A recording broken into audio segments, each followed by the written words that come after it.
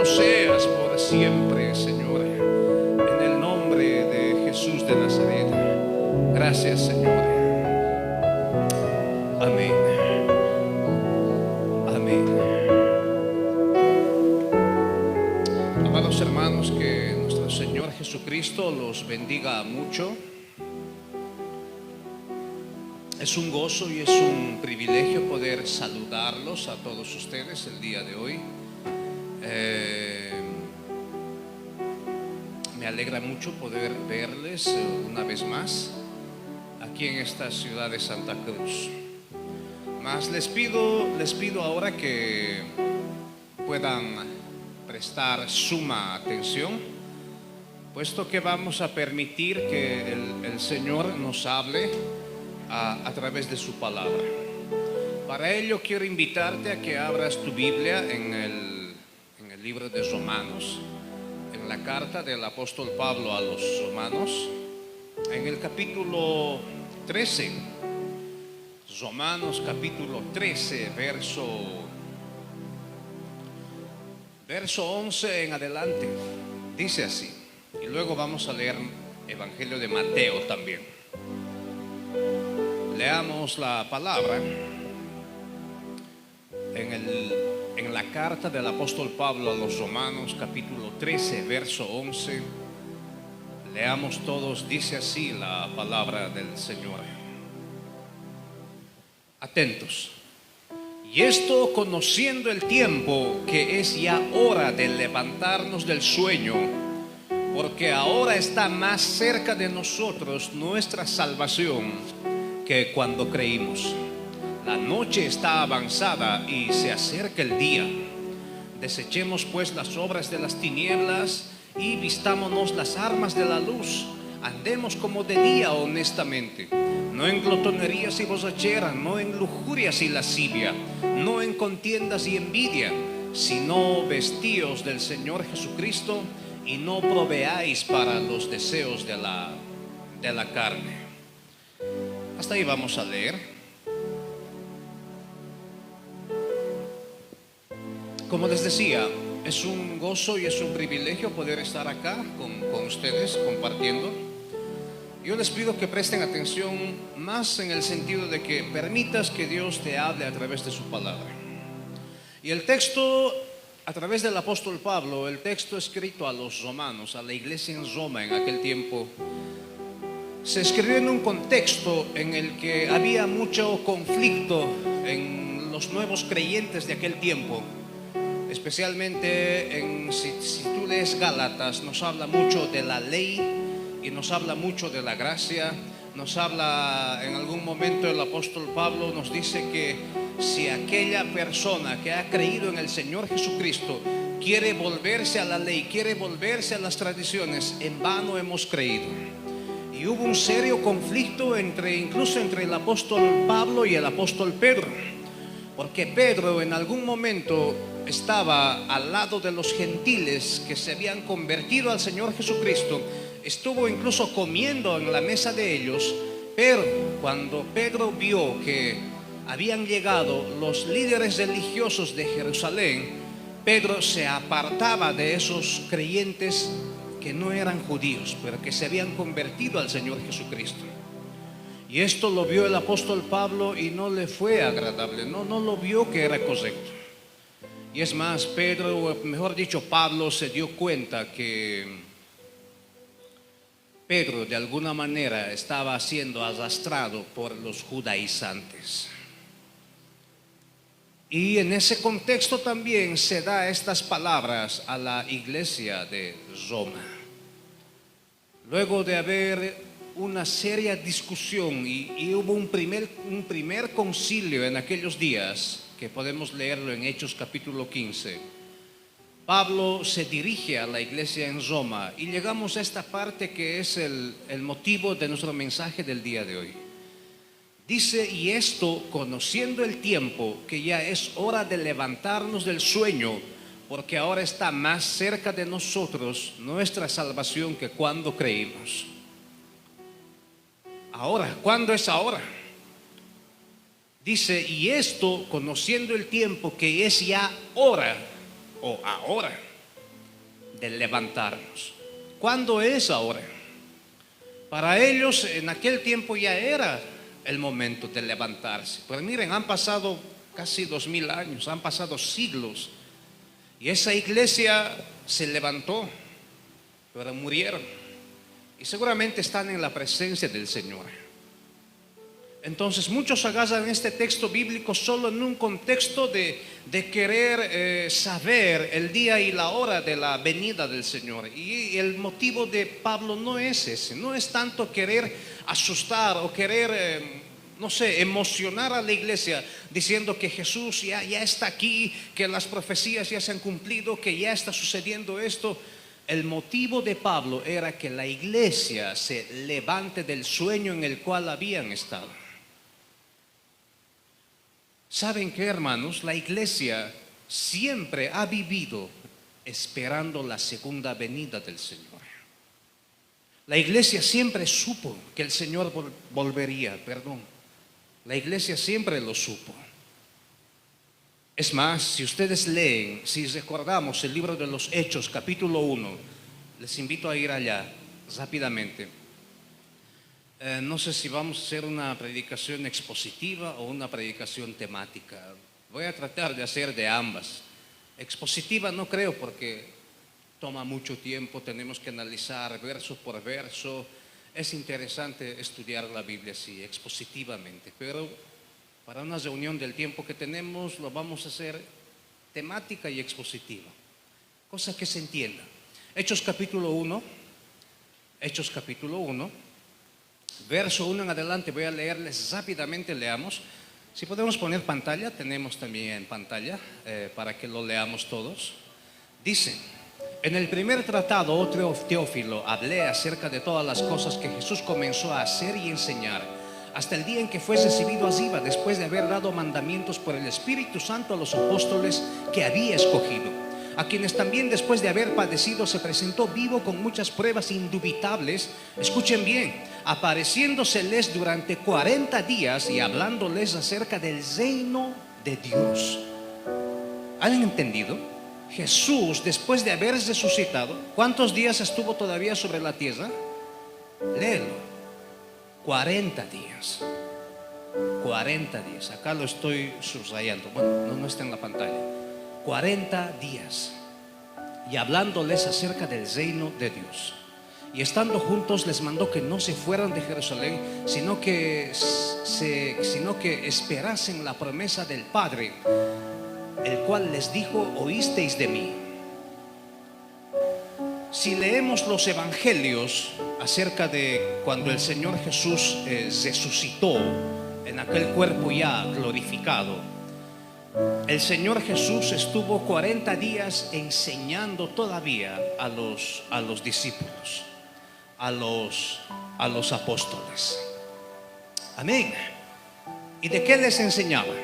Si leemos el evangelio de Marcos, por ejemplo, o Lucas o Mateo, vamos a ver que el Señor Jesús les enseñaba qué decían las escrituras de Él en los salmos, en los profetas, en la ley de Moisés, es decir, en toda la Biblia, en toda la palabra. ¿Qué quiere decir esto? Que toda la palabra, que toda la Biblia habla acerca de ¿quién? Del Señor Jesús. La Biblia, ese es el mensaje. Es el mensaje del Señor Jesús. Es la historia del Señor Jesús. ¿Están escuchando? No es la historia de nadie más. No es la historia de hombres valientes, de hombres de fe, no. O de hombres perfectos, peor todavía. No lo es. Si hablamos de los hombres, la Biblia es una historia de hombres pecadores imperfectos, salvos por la gracia de Dios. ¿Están escuchando? El gran Abraham. Bueno, sí, el gran Abraham dice que era padre de la fe, llamado amigo de Dios, pero ese gran Abraham mintió 2 veces, le faltó fe, se acostó con la sierva de su mujer, con Agar, de ahí vienen los ismaelitas. Abraham no era perfecto. El gran Moisés que sacó al pueblo de Egipto, igual, hizo lo que no debía, golpeó la piedra en vez que le hable a la piedra, por eso no entró a la tierra prometida, la vio de lejos. O el gran rey David, como dice la palabra, David era conforme al corazón de Dios, ¿verdad? Pero ese David, ¿qué hizo? Estuvo en su terraza, vio a una mujer ahí al frente que estaba desnuda, bañándose, la mandó a llamar, era el rey. La mandó a llamar, la tomó por mujer, se embarazó, vino el profeta Natán, le advirtió: ese niño va a morir. David se pone en ayuno, se lamenta, se arrepiente. No vemos a un hombre perfecto en David, ¿o sí? Pero sí vemos a un hombre que se arrepintió y fue salvo por la misericordia de Dios. Eso sí vemos. El gran apóstol Pablo, igual, no era perfecto. Nadie, ningún personaje que tú me menciones de la Biblia, ninguno fue perfecto. ¿Qué quiere decir eso, amados hermanos? Que la salvación nunca fue y nunca será por obras. La salvación siempre fue, y así es, por gracia. Entonces, ¿para qué nos portamos bien? Esa pregunta te has hecho muy bien, y se la han hecho muy bien mucha gente. ¿Para qué entonces nos portamos bien? ¿Para qué entonces cambiamos? ¿Para qué entonces dejamos las cosas del mundo atrás? Pregúntate a ti mismo, ¿para qué? ¿Para qué lo haces tú? ¿Lo haces porque quieres o lo haces porque no puedes? ¿Por qué lo haces? A ver, ejemplo. Estás con los amigos o no sé, en algún lugar. Te ponen delante de ti un vaso de cerveza o de cualquier trago. ¿Dices no quiero o dices no puedo? ¿Qué dices? Muchos dicen: la religión no me permite, no puedo tomar esto. Pero eso no es correcto. Si actúas así, estás viviendo una religiosidad, no estás amando a Dios. Tú tienes que decir: no quiero esto porque Jesús ha muerto por mí, Él ha cambiado mi vida. No tengo ni el más mínimo deseo de tomar ese trago, de tomar eso, de agarrar eso. No me nace, no quiero. Pero lamentablemente muchos cristianos viven con el no puedo. ¿Por qué te vistes así, con faldita? Es que así me han dicho en la iglesia o en la congregación. Pero quisieras vestirte de otra forma, ¿verdad? Y cuando no estás en la congregación o delante de los hermanos, se te sale eso que quieres y vistes de una forma inapropiada, de una forma que no es la que establece la palabra, ¿verdad? Ahí tienes que darte cuenta. ¿Amas a Dios? ¿Eres salvo por gracia? Ahora lo mismo, muchos cristianos han confundido que para alcanzar la salvación hay que portarse bien, no hay que vestir esto, no hay que decir esto, no hay que tomar esto, no hay que agarrar esto, no hay que ir allá. Y piensan que así van a ganar su salvación, a pesar de que supuestamente se han convertido a Dios. La vivencia del Evangelio es eso: tu corazón renovado, tu corazón restaurado. Y es un proceso, no es de la noche a la mañana, efectivamente. Pero la intención del corazón tiene que estar en amar a Dios sobre todas las cosas. Y a partir de ahí vas a ir cambiando, vas a ir dejando, no por obligación, no porque te van a mirar, no porque alguien te ha de poner una etiqueta, no, sino porque amas a Dios. Porque ya no quieres hacer las cosas que antes hacías, porque ya no te nace, ya no tienes ese deseo. Por eso decimos, y con total contundencia, que la salvación es por gracia, no por obras. Y si es por gracia, como dice la palabra, el apóstol Pablo, escribiendo a los Efesios y también a los Colosenses, la obra que Cristo Jesús hizo es una obra completa, no incompleta. ¿Están entendiendo? Aquí es donde hay un conflicto entre corrientes teológicas, entre arminianos y entre calvinistas, reformadores. Unos dicen que la salvación se pierde, otros dicen que no se pierde. No se trata tanto de decir o definir en que si la Biblia dice que se pierde o no se pierde. Alguno te va a mencionar Hebreos, alguno te va a mencionar Filipenses diciendo que la salvación se pierde, o como en Hebreos. Alguno otro te va a mencionar Hebreos o Efesios, donde te dice que la salvación el Señor Jesús la dio definitivamente una vez y para siempre. ¿Sí? ¿Sí? La verdad es que Jesús sí hizo una obra completa. Amén. Él murió por tus pecados pasados, presentes y aún los que vas a cometer. Y esto no debe ser motivo de libertinaje en tu vida. Esto debe ser motivo de temor de Dios en tu vida. Porque por eso vemos tantas veces en Romanos capítulo 7 Pablo hablando acerca de la salvación. Muchos utilizan la gracia como pretexto para la carne, dice Pablo, para dar rienda suelta al libertinaje. Dice, somos salvos, Cristo ya me ha hecho salvo definitivamente una vez y para siempre. ¿Está mintiendo en esa parte de la palabra? No, es verdad. Pero no uses eso para el libertinaje, para dar rienda suelta a tu carne. Entonces vuelvo al tema, al texto con que hemos empezado.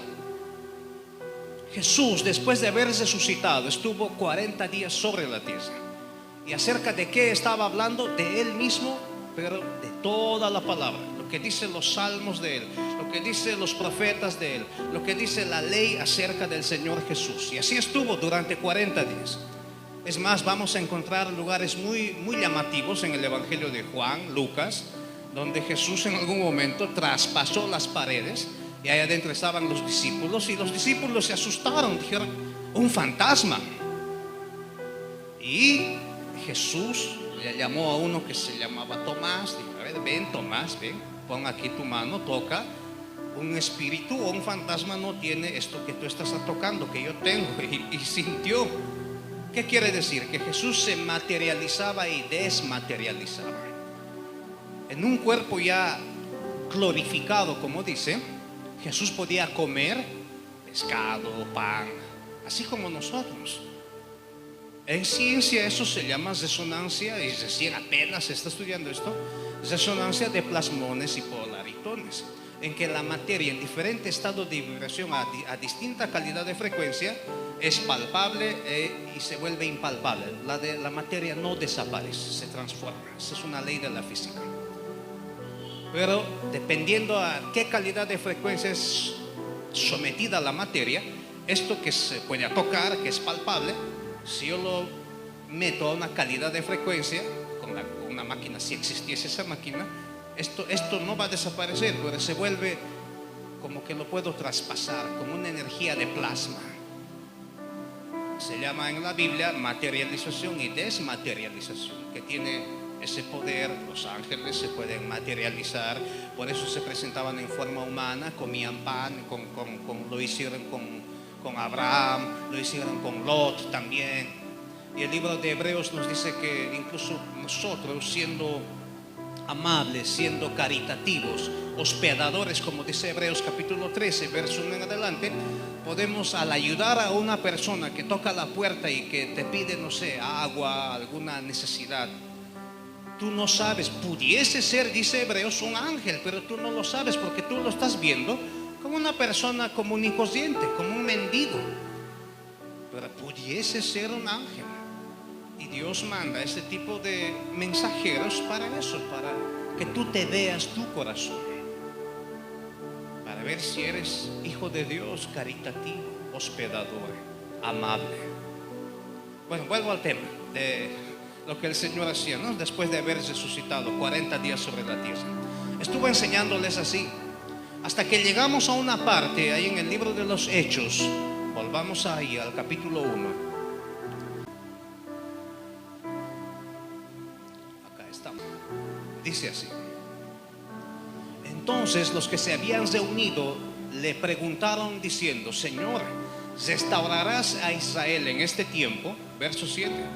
Y él les dijo: no os toca a vosotros saber los tiempos o las sazones que el Padre puso en su sola potestad, pero recibiréis poder cuando haya venido sobre vosotros el Espíritu Santo, y me seréis testigos en Jerusalén, en toda Judea, en Samaria y hasta lo último de la tierra. Y habiendo dicho estas cosas, viéndolo ellos, fue alzado y les recibió una nube que le ocultó de sus ojos.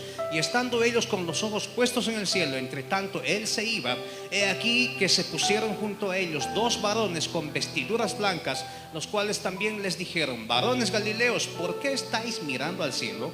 Este mismo Jesús que ha sido tomado de vosotros al cielo, así vendrá como le habéis visto ir al cielo. ¿En dónde estaban? El verso 12 más leamos. ¿En qué lugar geográfico estaban? Entonces volvieron a Jerusalén desde el monte que se llama del Olivar, el cual está cerca de Jerusalén, camino de un día de reposo. Muy bien, estaba ahí el Señor 40 días. Toda la gente en ese momento se había reunido. Si leemos 1 Corintios, vamos a ver que en total habían 500 reunidos en ese lugar, en el monte Olivar, en el monte de los olivos. Estaban los discípulos y estaban 500 personas más. Amén. ¿Y cuál era la pregunta? Ese es el verso 6. La pregunta del siglo, como se dice: Señor, ¿restaurarás a Israel en este tiempo? Bueno, ellos estaban esperando la restauración de Israel. Podemos esta palabra parafrasearla. Le estaban preguntando acerca del fin del mundo, acerca de su retorno, acerca de su regreso. ¿Y qué les dice Jesús? Versos 7. No os toca a vosotros saber los tiempos o las ocasiones que el Padre puso en su sola potestad, pero recibiréis poder cuando haya venido sobre vosotros el Espíritu Santo, y me seréis testigos en Jerusalén, en Judea, en Samaria y hasta lo último de la tierra. ¿Cuál es el contexto de todo esto, amados hermanos? ¿Cuál es el contexto? ¿Para qué van a recibir poder? Les dijo. Uno les dice: ustedes no van a saber el día y la hora. En otras palabras sencillas, eso el Padre lo puso en su sola potestad. Y luego, ¿qué les dijo? Pero recibiréis poder. ¿Para qué? ¿Para qué van a recibir poder? ¿Para saber el día y la hora? No. El texto lo dice: para que me sean testigos en Jerusalén, en Judea, en Samaria y hasta lo último de la tierra. ¿Por qué les señalo esto? Porque muchos pastores han agarrado este verso 7, el verso 6 y el verso 7, condicionado el verso 6 al 7 en el sentido de que Jesús dice: pero recibirán poder para saber el día y la hora. Pero el texto no dice eso. En el verso 6 le preguntan: Señor, ¿cuándo vas a restaurar a Israel? Jesús les responde: no, ustedes no van a saber. En otras palabras, eso solo lo sabe el Padre. Pero recibirán poder ustedes. Y aquí entra la confusión. Muchos pastores dicen: Jesús les está diciendo, van a recibir poder para saber el día y la hora. Pero Jesús no está diciendo eso. Dice: pero recibiréis poder cuando haya venido sobre vosotros el Espíritu Santo. ¿Para qué va a venir, amados hermanos, el Espíritu Santo sobre ustedes? Lean.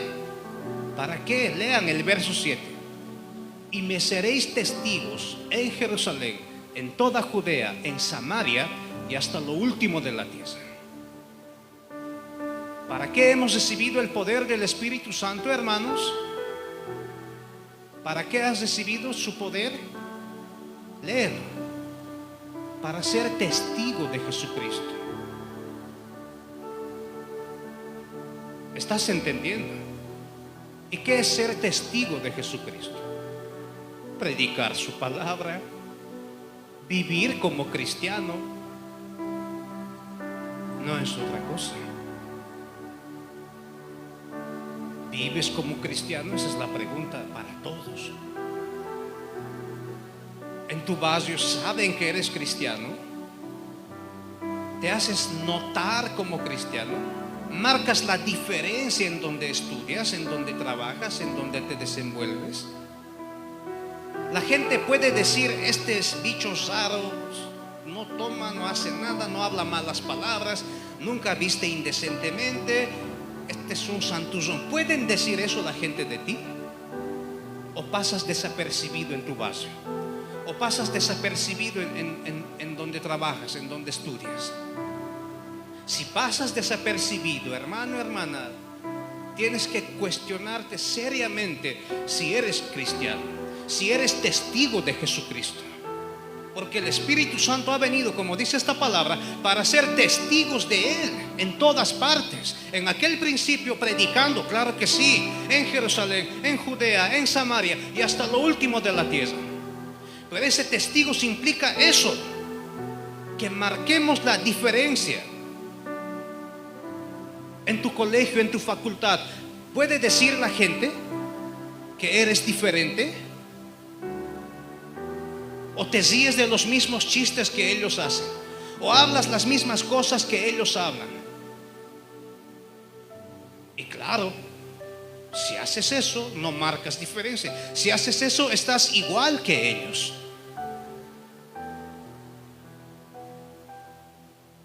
Hazte la pregunta, joven, jovencita, hermano, hermana. ¿Puede decir la gente que eres cristiano? Esto es muy serio. Para eso ha venido el Espíritu Santo, hermanos.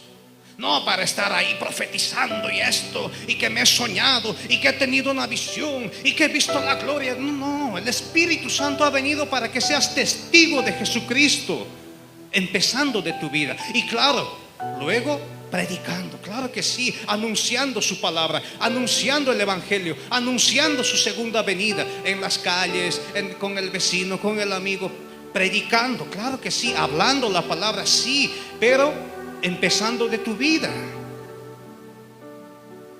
Para eso ha venido el Espíritu Santo.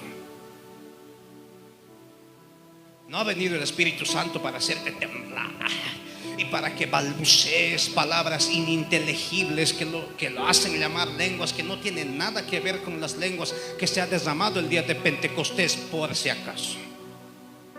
Que es otra cosa el bautismo del Espíritu Santo, que las lenguas es otra cosa. Pero mucha gente confunde. Y aquí quiero a ustedes llamarles la atención. Cuando el culto es emocional, la gente dice: qué lindo era el culto, he llorado, he aplaudido, he reído, y a eso lo llaman que estaba Dios ahí hablándome. Pero cuando la gente empieza a recibir enseñanza sistemáticamente, el estudio de la palabra seriamente, verso por verso, la gente empieza a cabecear, empieza a dormirse, porque no hemos sido llamados a emocionarlos a ustedes, hermanos. El Señor nos ha llamado a enseñarles la palabra, a darles instrucción de la palabra. Otra cosa es jugar con las emociones. Eso lo hacen los falsos maestros, los falsos profetas, los que llenan iglesias con 2, 3 palabras, utilizando las obras de la carne, manipulando las obras de la carne en la gente. Para mí me sería fácil en este momento decir: veo en este momento una A, veo en este momento una N, veo en este momento el Señor me está mostrando otra A-N-A, Ana. ¿Hay alguna Ana? Y seguramente de una multitud que pudiese ver va a decir: yo, y van a levantar la mano. Ahí está, el Señor me está revelando. Pase aquí adelante, hermana. Ana, el Señor me ha mostrado la A, la N y la A. Ana, pase. Veo en este momento, el Señor me dice que usted está sufriendo por sus hijos. Claro, son probabilidades, son estadísticas. Y la gente que está ahí atrás, claro, va a aplaudir, se va a emocionar. Van a pensar que realmente Dios ha mandado un profeta y que le está revelando cosas de la tal Ana. y que se van a poner a llorar y van a aplaudir y la gente va a decir: yo también quiero recibir mi milagro, y pasen aquí adelante todos los que quieren recibir su milagro, y todo el culto se pasa ahí, todas las horas se pasa ahí, y no, en ningún momento no han recibido enseñanza. Por eso tenemos cristianos ignorantes de las escrituras, ignorantes de la palabra, ignorantes de su propia fe, cristianos que ni siquiera saben por qué son cristianos. Le hacen una pregunta: ¿por qué ustedes se hacen llamar cristianos? ¿Cuál es la respuesta? ¿Por qué ustedes solo adoran al Padre en el nombre de Jesús?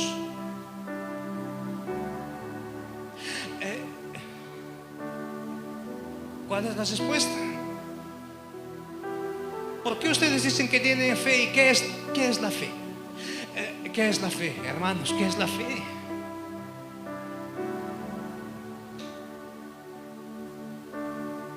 ¿Por qué ustedes están en el nuevo pacto y el antiguo pacto ustedes lo han desechado? ¿Cómo lo han desechado? ¿Quién dice eso? Así has escuchado, pero ¿qué es el nuevo pacto?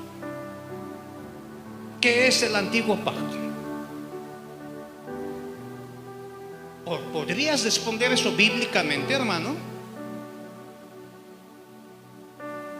¿Podrías? Tendrías que, ¿verdad? Tendríamos todos que poder responder eso bíblicamente. ¿Por qué les estoy hablando esto? Porque quiero hacerles notar que a la iglesia venimos a estudiar las escrituras, no a emocionarnos. Ya de emociones afuera hay mucho entretenimiento. Han confundido las escuelas bíblicas, o lo que se hace llamar escuelas dominicales, que nunca ha habido, diciendo que es que van los niños, hay que darles un trato especial, y los están entreteniendo con payasos, con comida, con música, con juegos y con muchas cosas. No, ese niño que esté ahí a tu lado, manténlo en sujeción, que aprenda la palabra desde niño, que escuche la palabra, que escuche el evangelio, que escuche la exhortación, que escuche la edificación. Hay que hacer un culto especial para jóvenes, y ahora las iglesias se han llenado de culto de jóvenes. ¿Y qué hay en esos cultos, entre comillas, de jóvenes? Teatro, puro baile, pura coreografías, con bandera, sin bandera, con panderetas y con esto y con aquello, y han cambiado el entretenimiento de afuera por otro tipo de entretenimiento que reciben adentro. Pero el entretenimiento no edifica, el entretenimiento no cambia vidas. Lo que cambia vidas es la palabra de Dios. Lo que cambia vidas es el mensaje que está escrito en la palabra de Dios. El estudio del evangelio, el estudio de la palabra, eso es lo que transforma vidas. No 5 minutos de emoción, no 5 minutos de que aquí vas a ver gente llorando, temblando y se van a ir a su casa luego de eso. El estudio de la Biblia cambia vidas. ¿Están escuchando? Eso es lo que dice aquí: y me seréis testigos en Jerusalén, en Samaria y hasta lo último de la tierra. ¿Cuándo? Cuando haya venido sobre vosotros el Espíritu Santo. Voy a saltarme al capítulo 2. Quiero que vayan conmigo al capítulo 2. No, estamos en el capítulo 1, perdón. Capítulo 1, solo voy a saltarme unos versos adelante. Unos versos adelante.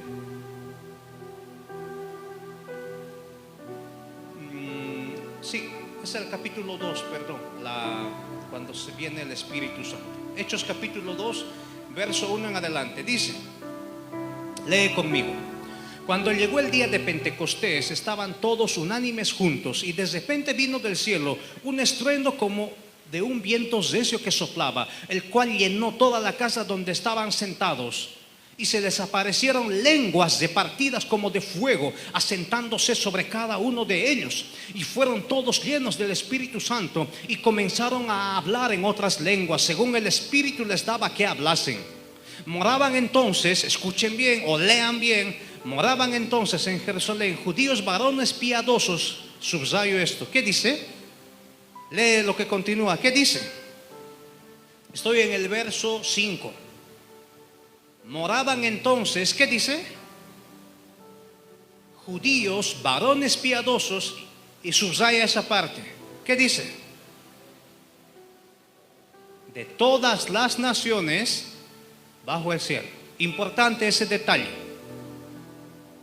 Estaba gente, turistas, ya vémoslo así, aunque no eran turistas, pero para que entiendan todos, pongámosle turistas de todas las naciones debajo del cielo. ¿En dónde? Ahí en Jerusalén, para la fiesta de Pentecostés. Sigamos leyendo. 6. Y hecho este estruendo, se juntó la multitud y estaban confusos porque cada uno les oía hablar en su propia lengua, y estaban atónitos y maravillados diciendo: mirad, ¿no son estos galileos todos estos que hablan? ¿Cómo pues les oímos hablar nosotros a cada uno en nuestra lengua en la que hemos nacido?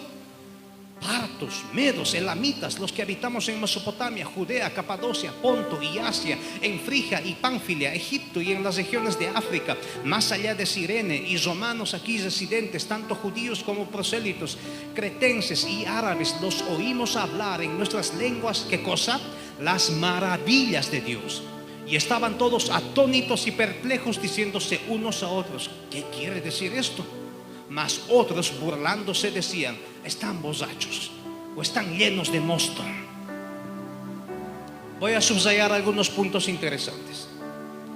Bueno, estaban para esa fiesta esperando la promesa del Espíritu Santo, que se cumplió. Vino del cielo un estruendo recio, como dice, y empezaron a hablar en otras lenguas.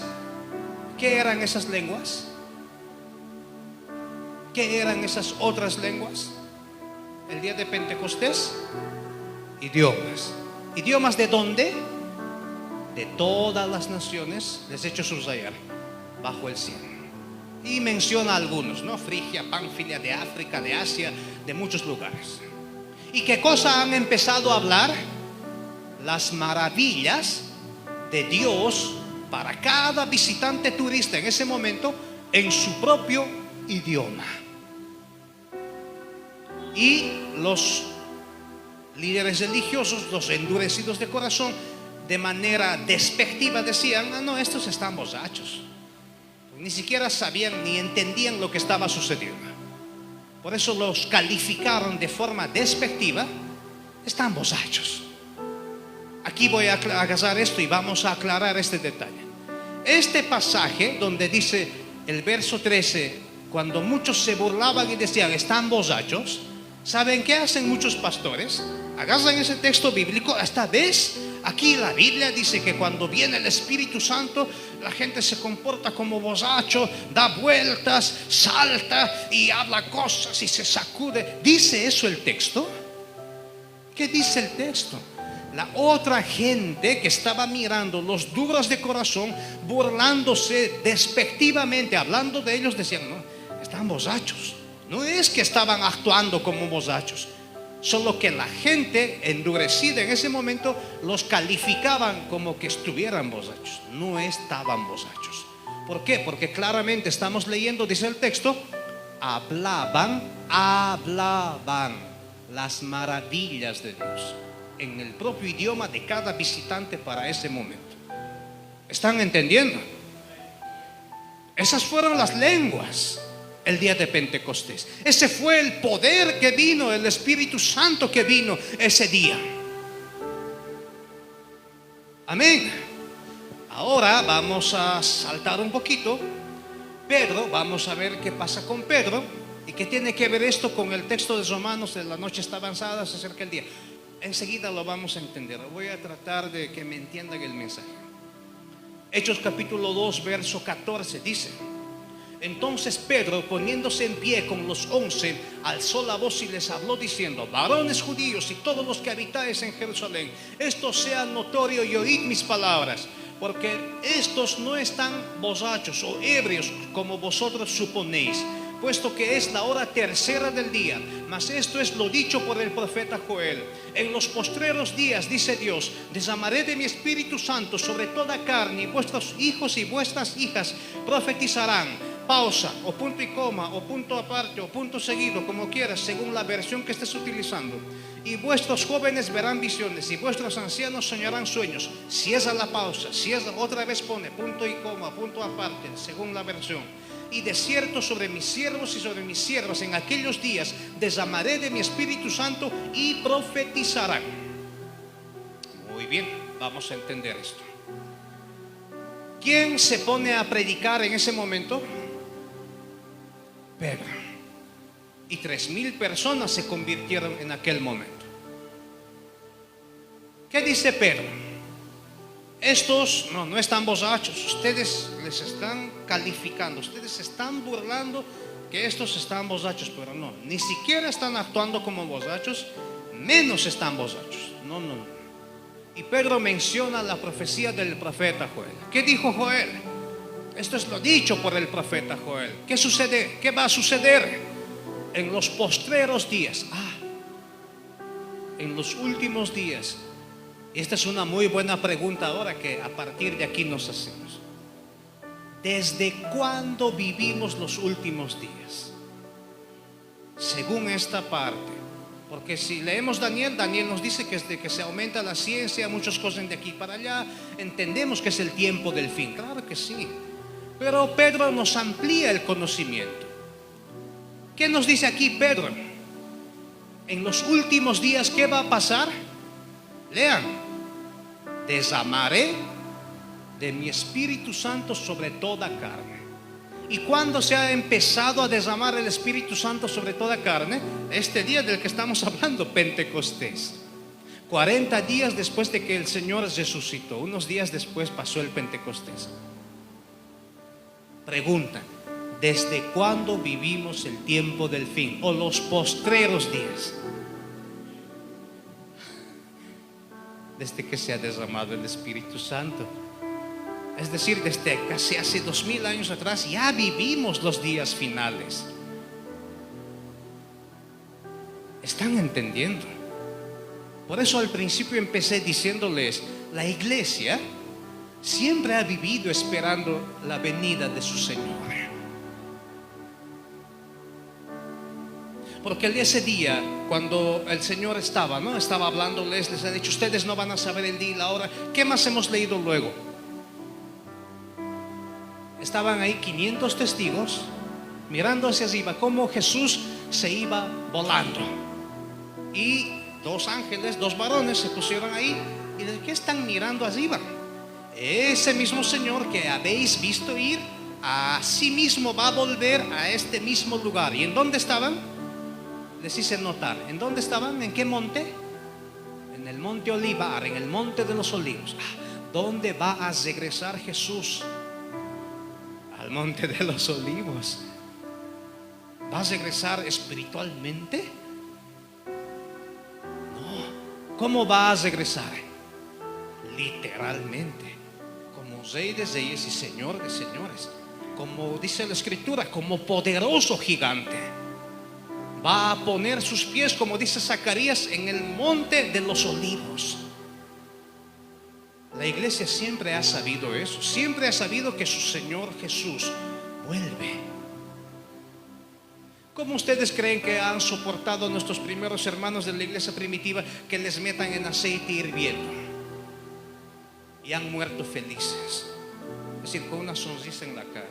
Esto se ha descubierto. Es decir, no estoy contando cuentos. Se han hecho descubrimientos arqueológicos del circo romano, donde hay pinturas, donde se muestran gráficos de que la gente, quemado por su fe, por causa del Señor Jesús, ardiendo en las plazas públicas como antorchas humanas, han muerto sonriendo. O mujeres que eran ahí puestas en el circo, en el Coliseo romano, leones que les arrancaban al bebé del brazo, les sacaban la cabeza, les comían. ¿Pueden entender de qué tamaño era la fe de esos hermanos? ¿De qué calibre, como dicen, era la fe de esos hermanos? ¿Saben por qué aguantaron así? Porque ellos ya estaban esperando a su Señor. Ya sabían que su Señor volvía. Por eso Jesús les dijo: ustedes no van a saber el día y la hora. Ustedes tienen que vivir esperando cada día su segunda venida. ¿Están entendiendo? Por eso nadie sabe el día y la hora. Mi propósito de hoy era mostrarles, pero en otra será. Hay una lista, por ejemplo, que acá tengo. Sí, puedo leerles a una vista de pájaro. ¿Cómo se dice? A una lectura rápida. Es una lista larga de fechas que muchos personajes han dado acerca del fin del mundo, de la segunda venida de Jesús, del arrebatamiento, de la manifestación del hombre de pecado. Pero voy a leerles algunos de ellos. Entre el año 66 y 70 después de Cristo, Simón de Bar Giora decía que cuando vino la destrucción del segundo templo en Jerusalén, eso ya era el fin del mundo. Y bueno, cualquiera que hubiese vivido ese momento tal vez hubiese pensado que era el fin del mundo. ¿Por qué? Porque vinieron las legiones romanas al mando del entonces el general Tito, que 9 años después fue emperador de Roma. Invadieron la ciudad de Jerusalén tal como Jesús lo había profetizado. Incendiaron la ciudad, subieron hacia las partes altas, hacia donde estaba el segundo templo judío. Al ver que las puertas estaban hechas de oro o enchapadas en oro, empezaron a quemar las puertas, a querer entrar al templo para saquear todo el oro que había. Y hubo una gran matanza. Hubo un testigo ocular llamado Flavio Josefo, que sus libros lo pueden encontrar ustedes, que fue testigo ocular, vio los hechos y escribió el libro llamado Las Guerras de los Judíos. Son 4 tomos. En el tomo 2, página 258, Flavio Josefo dice que la cantidad de sangre era tal que los cuerpos nadaban en la sangre por la semejante matanza que hubo. Y de las partes altas de la ciudad donde estaba el templo bajaban ríos de sangre con los cuerpos nadando, y los incendios, las casas que se estaban quemando en las partes bajas eran apagadas por la sangre que bajaba como ríos. Eso haciendo alusión claramente al cumplimiento perfecto de Daniel 9:26. El final de la ciudad de Jerusalén en ese segundo templo fue con inundación, pero no de agua, de sangre. ¿Están entendiendo? Entonces, a ese evento, este hombre, considerado una especie de erudito, maestro y profeta, llamado Simón de Bar Giora, decía: esto que está pasando ya es el fin del mundo. Para él sí, era el fin del mundo. Pero pregunto, ¿era ya el fin del mundo? No. Pero ahí vean cómo se empezaban a manejar ya fechas o eventos, como catalogándolo: ya es el fin, ya es. Pero no era todavía. A ver, bueno, la lista es larga, pero voy a ver esto otro. Dice: Hipólito de Roma, Sexto Julio Africano y San Ireneo, los 3 predijeron que Jesucristo retornaría en la Pascua del año 500 después de Cristo. ¿Y en qué basaron sus cálculos? Basándose sus cálculos en las dimensiones del arca de Noé, que curiosamente, matemáticamente, haciendo algunas fórmulas, coincide con el número 500. Vean algunas cosas que han hecho, ¿no? Medios raras. Han agarrado las medidas del arca, ¿no? Del arca descritas ahí en Génesis.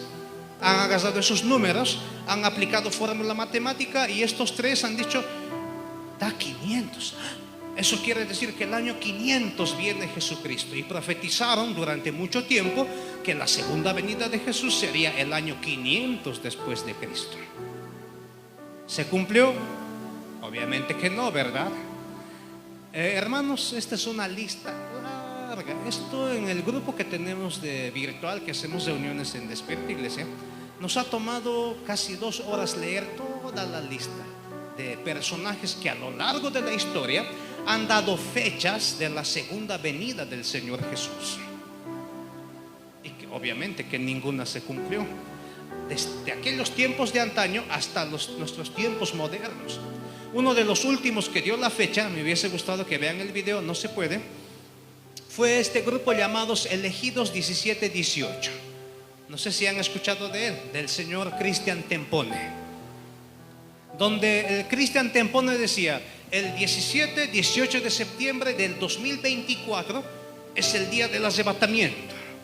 Los que no creen en esta profecía se van a quedar y van a pasar la gran tribulación, decía Cristian Tempone. Bueno, eso fue el año pasado, 2024. Tenía que darse el arrebatamiento el 17, el 18.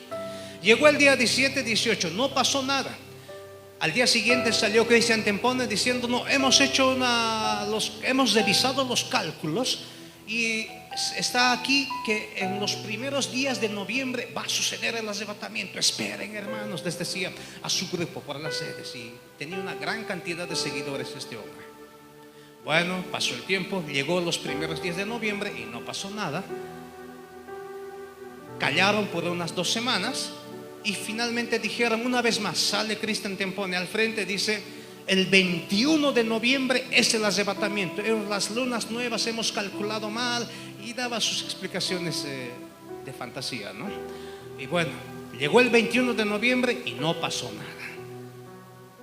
Y hace un mes, creo, un poco más, sale Cristian Tempone en un nuevo video, dice: no, lo que hemos calculado está perfecto, se ha cumplido. Lo único que falta ahora es que en cualquier momento ocurre el arrebatamiento. Ah, qué fácil, ¿verdad? Ya se ha pasado todas las fechas que han dado. ¿Y qué nos dicen ahora? En cualquier momento. Puede ser mañana, o puede ser al año, o al próximo año. La cosa es que como ellos ya han calculado, ya se ha cumplido supuestamente, entonces debemos esperar el arrebatamiento en cualquier momento. Pero si nosotros lo sabíamos siempre, en cualquier momento viene el Señor. ¿Ha sido necesario que hagamos cálculos? La iglesia primitiva, hermanos, escuchen bien, siempre supo que su Señor vuelve. Nuestros hermanos han muerto esperando la segunda venida del Señor Jesús. Han vivido esperando la segunda venida del Señor Jesús. Por eso han tenido una vida santa, una vida piadosa, una vida fervorosa de oración. Y tú debes vivir así. Todos debemos vivir así, esperando la segunda venida del Señor Jesús. Eso no quiere decir que no trabajes, que no tengas tus metas, que no hagas tu carrera, hazlo. Pero hazlo, como dice Pablo, para la gloria de Dios, no para alejarte de Dios. Hay una hermana muy famosa que se está haciendo últimamente en las redes, me reservo el nombre, pero últimamente está famosísima en las redes. Ha hecho un emprendimiento de masitas, hasta ahí les puedo decir. Es una hermana con la que compartí, hacía televisión, hacía muchas actividades antes. Era bien entregada al Señor, su tiempo dedicado al Señor. Bueno, pasó muchas cosas en la congregación donde antes nosotros estuvimos sirviendo.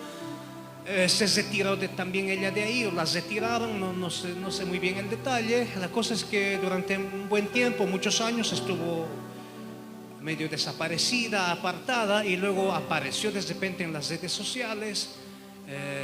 Con un producto, de repostería que ella ofrece, y hace su emprendimiento, y bueno, le ha ido bien, ha empezado a tener millones de seguidores, incluso ha salido en la tele, en Bolivisión y no sé en qué canales de tiraje nacional, y últimamente está dando giras a nivel nacional, dando cursos de repostería, etcétera, etcétera.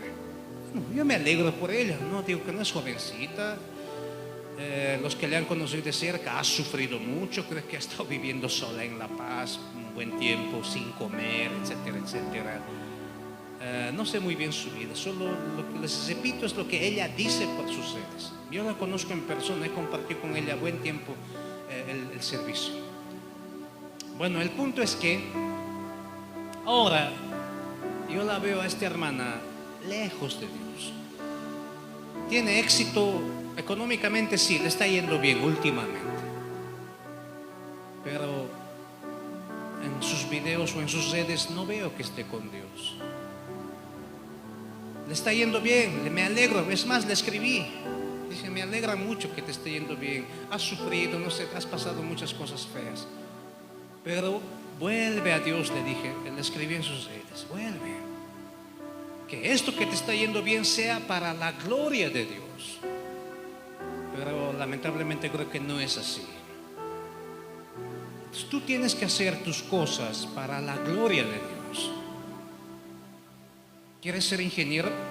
Sé ingeniero, esfuérzate, estudia. ¿Quieres ser doctora? Sé la mejor doctora. ¿Quieres ser bioquímica? No sé, lo que quieras. Sé y sé de las mejores. Para que sea todo eso para la gloria de Dios, no para tu vanagloria. No para decir, mírenme, yo me he esforzado, yo he llorado, yo he luchado, yo he estudiado, yo he sudado lágrimas. O he llorado, he sudado sangre. Si haces eso, vas a ser como el resto. Vean a los políticos ahí. ¿Han alcanzado sus metas? Posiblemente sí. Tienen éxito financiero, tienen haciendas, tienen casas, y tienen muchas cosas, pero el día de mañana, cuando mueran, o si es que el Señor viene, ¿qué va a pasar con ellos? ¿Dónde vas a ir, hermano, hermana? ¿Dónde van a ir? Una de las cosas que se ha perdido en este tiempo es que la gente ya no está consciente de los dos destinos finales que tiene el ser humano. O es con el Señor arriba en el cielo, en el paraíso, en el tercer cielo, como se llama ahora, o es abajo, lejos de Dios, en el castigo eterno, en el sufrimiento eterno, que no es un chiste, que es real, que es lloro y crujir de dientes, y que nunca se va a acabar ese tormento, jamás. La gente ya no vive pensando esas dos realidades, ni siquiera el cristiano. Por eso tenemos cristianos, como dicen, mundanos, porque se han olvidado de esas realidades.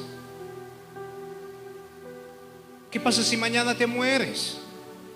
O más tarde, una arritmia, un infarto, un cáncer, un accidente. La sociedad está loca allá afuera, una bala perdida te llega.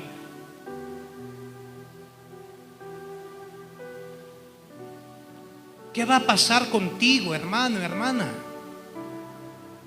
Por eso tenemos que vivir todos los días esperando a nuestro Señor, viviendo para Él. Yo sé que nos falta, a todos nos falta, a mí me falta muchísimo, pero mi confianza no está en que yo voy a cambiar, no. Mi confianza está en que el Señor ya me ha rescatado y Él me ayuda a cambiar. ¿Están entendiendo? Entonces vuelvo al texto de Pedro. Cuando Pedro empieza a predicar, esa era la pregunta, ¿verdad? En los postreros días, dice Dios, derramaré de mi Espíritu Santo sobre toda carne, y vuestros hijos y vuestras hijas profetizarán. Muy bien, les dije, ahí hay una pausa. La Reina Valera que yo estoy utilizando utiliza punto y coma. Tengo aquí otras Biblias, por ejemplo, a ver, la Biblia del lenguaje sencillo, en vez de punto y coma pone punto seguido. La Biblia del oso pone punto y coma. La Biblia Dios habla hoy, a ver qué pone. ¿Dónde estoy? Pone coma solamente. La Biblia PDT, Palabra de Dios para Todos, creo que significa, pone punto seguido. Bueno, lo cierto es que todas las Biblias, dependiendo qué versión estamos utilizando, en esa parte, luego de decir vuestros hijos y vuestras hijas profetizarán, ahí en tu Biblia, agarra, lee, ahí hay una pausa. ¿Qué hay en su Biblia, hermana? Hermana, en su Biblia, ¿qué hay? ¿Qué signo de puntuación hay? En su Biblia, hermana, hay punto y coma. ¿Qué hay en su Biblia, hermana? Punto y coma también, debe ser la Reina Valera 60, ¿verdad? ¿Qué hay en su Biblia de ahí atrás, hermana? ¿Qué signo de puntuación utiliza? luego de decir, y vuestros hijos y vuestras hijas profetizarán. ¿Qué pone? Hermano Miguel, ¿qué pone en su Biblia? Ya, punto y coma. Ya sigamos leyendo. Y luego del punto y coma dice, vuestros jóvenes verán visiones y vuestros ancianos soñarán sueños. ¿Qué signo de puntuación aparece nuevamente? Después de decir, vuestros ancianos soñarán sueños. ¿Qué signo pone? Punto y coma. Hay un punto y coma al empezar, hay un punto y coma al terminar. Regla básica de escuelita, de colegio. ¿Para qué se utiliza el punto y coma? Si yo estoy haciendo una narración, estoy contando una narración, ¿qué me indica cuando quiero poner un punto y coma? ¿Qué estoy queriendo indicar? Estoy queriendo indicar un hecho anexo al hecho principal que estoy narrando, ¿verdad? Por decir, les digo, no sé, a ver, un ejemplo, me voy a inventar rápido. Ayer llevé a mi gatita al veterinario porque estaba enferma. Punto y coma. Voy a poner yo un punto y coma porque quiero hacer una pausa anexa. Mi gatita y mi peso se pelean mucho y por eso mi peso le mordió su patita y mi gatita quedó enferma. Cierro el punto y coma y voy a continuar. Y llegando al veterinario, el veterinario le evaluó. ¿Se dan cuenta de lo que he hecho? A la narración principal he metido una narración anexa hablando de mi gatita y mi pesito cómo se peleaba. ¿Cuál era la narración principal? Que se ha enfermado y le he llevado al veterinario y cómo el veterinario le ha atendido. Eso era lo que quería decirles principalmente. Pero en medio de eso, al utilizar un signo, podía haber utilizado un corchete, podía haber utilizado un paréntesis. ¿Qué he querido decirles? He metido un detalle adicional. ¿Estamos? Así, ahora entendiendo eso, volvamos a leer esto. Hechos. Dice, desde el verso 17 nuevamente leamos. Lee conmigo, hermano, hermana. Dice, y en los postreros días, dice Dios, derramaré de mi Espíritu Santo sobre toda carne. Y vuestros hijos y vuestras hijas profetizarán. Punto y coma. Abrimos un corchete, abrimos una llave, un paréntesis. ¿Qué dice? Y vuestros jóvenes verán visiones y vuestros ancianos soñarán sueños. Esa es la parte anexa. Cierro el paréntesis, cierro la llave. ¿Y qué luego continúa? Y de cierto sobre mis siervos y sobre mis siervas en aquellos días derramaré de mi Espíritu Santo y profetizarán. Muy bien. Analicemos lo que acabamos de leer. Estamos estudiando la palabra. Leyéndolo hacia la rápida, vamos a entender como me han hecho entender a mí durante muchos años, como se enseña en otras iglesias. ¿Qué se enseña? Aquí la palabra dice que el siervo de Dios se ha de soñar, ha de tener visiones. Y de pronto los pastores empiezan a tener sueños, empiezan a tener revelaciones, visiones de todo tipo. Y están empezando a profetizar, a predicar eso que se han soñado. Y que la gente tendría que creerles. Pero ahora yo les pregunto, ¿dice eso el texto? Dice que tenemos que profetizar lo que los jóvenes van a ver sueños, van a ver visiones y que los ancianos van a soñar sueños. Dice que eso es lo que se tiene que profetizar. ¿Dice eso? No. Entonces, ¿para qué los sueños? Me han preguntado. Entonces, ¿para qué las visiones? Fácil. Eso es para edificación personal, no para enseñarse como doctrina, no para enseñarse como si fuese palabra de Dios. Ejemplo, por decir, yo estoy andando mal y nadie sabe. A la gente, a los ojos de la gente, yo puedo ser la mejor persona, buen testimonio, no grita, no pelea, trabaja, provee a sus hijos, esto y aquello. Oh, qué lindo, no sé, siervo, hermano. Pero yo puedo tener cosas que nadie sabe y solo Dios sabe. ¿Qué va a hacer Dios conmigo? ya que nadie sabe y nadie me va a decir: tú estás andando mal porque te he visto ayer así. No, nadie me puede decir nada. A los ojos de la gente estoy bien, pero solo Dios conoce las intenciones de mi corazón y lo que tengo aquí en mi mente. Solo Dios sabe. Entonces Dios me va a hablar a mí de forma personal a través de un sueño, a través de una visión. ¿Para qué? Para advertirme. Ahora, eso que Dios me está advirtiendo, ¿yo lo debo enseñar a ustedes como palabra de Dios, como doctrina bíblica? No, eso es, repito, para edificación personal. Y ese es el límite que han cruzado los pastores en este tiempo. Por eso escuchamos ahora pastores que caminan sobre las aguas del mar. Por eso escuchamos ahora pastores que dicen, o como tenía preparados los videos, una muchacha que dice: el Señor me ha llevado al cielo y le ha hecho un paseo turístico por el cielo. Le ha mostrado las coronas, las perlas, los diamantes en las coronas, las vestiduras blancas, un campo de flores hermoso. Le ha mostrado a un hombre joven vestido de blanco, y ese hombre era Gigi Ávila, y una sarta de cosas antibíblicas que no es que contradicen la doctrina de la palabra. En esa visión que cuenta la muchacha, por ejemplo, dice: Dios me ha mostrado las coronas y cada corona tenía una perla, un diamante, y yo no sabía qué era eso. Yo le pregunté al Señor: Señor, ¿qué significa esas coronas, esos diamantes, esas perlas? Y la chica dice: y el Señor me habló y me dijo que cada perla y cada diamante es un alma que tú has ganado cuando has predicado a alguien, cuando has evangelizado a alguien. Bueno, suena muy bonito, ¿no? Pero ahora yo les pregunto, ¿eso dice la palabra? ¿Dice la palabra que cada perla en una corona es un alma que uno gana cuando alguien predica a alguien? ¿Dice eso? ¿De dónde me sacan esas cosas?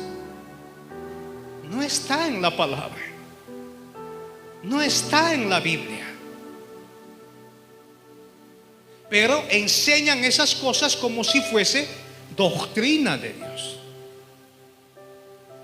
Últimamente yo escucho, y no me gusta dar nombres, pero a ver, yo no tengo nada contra las personas, pero sí tengo yo mucho que decir de las cosas que escucho que supuestamente es doctrina o palabra de Dios. Últimamente escucho al líder de la congregación donde yo antes servía, asistía, hablar mucho de su genealogía, de sus antepasados, descendiente del rey David, y etcétera, etcétera. Y me llama mucho la atención de tantas visiones que cuenta este pastor. Dice: la visión de los panes con forma de trenza, dulces y con brochazo azul.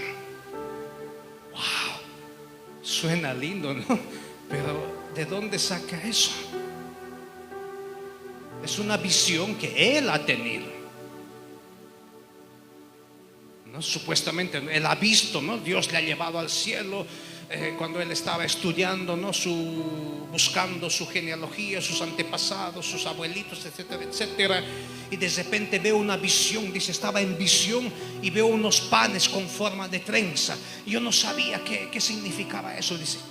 Y parte el pan en la visión y dice que era medio de color amarillo, como un bizcocho, ¿no? Entonces entendió, dice: yo entendí en el espíritu en ese momento que era dulce. Ese pan era dulce. Y bueno, tenía forma de trenza, dice el pan. Y no sabía eso, y después entendí que era trenza porque cada nudo de la trenza significaba que era el eslabón de fechas que él había calculado hacia el pasado, empezando de la fundación del Estado de Israel de 1948, ¿no? Para atrás hasta la primera invasión de Nabucodonosor el 16 de marzo del 586, dice, ¿no? Así explica. Ese es un punto, un nudo. Luego de ahí el resto de nudos a todas las otras fechas que él ha encontrado de los eventos históricos bíblicos, con año, mes, hora, minutos y segundos.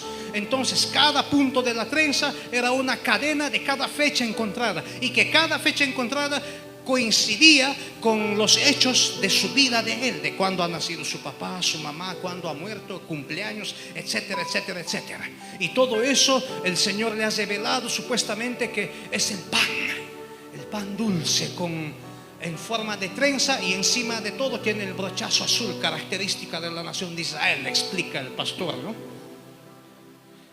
Ay, ¿qué les digo, hermanos? Suena bonito, pero yo les pregunto, ¿está en la Biblia? ¿Está en la Biblia? ¿Qué dice la Biblia del pan? A ver, hablemos del pan bíblicamente. ¿Qué dice del pan? Jesús dice: yo soy el pan de vida. Muy bien, eso en el Nuevo Testamento. El Antiguo Testamento,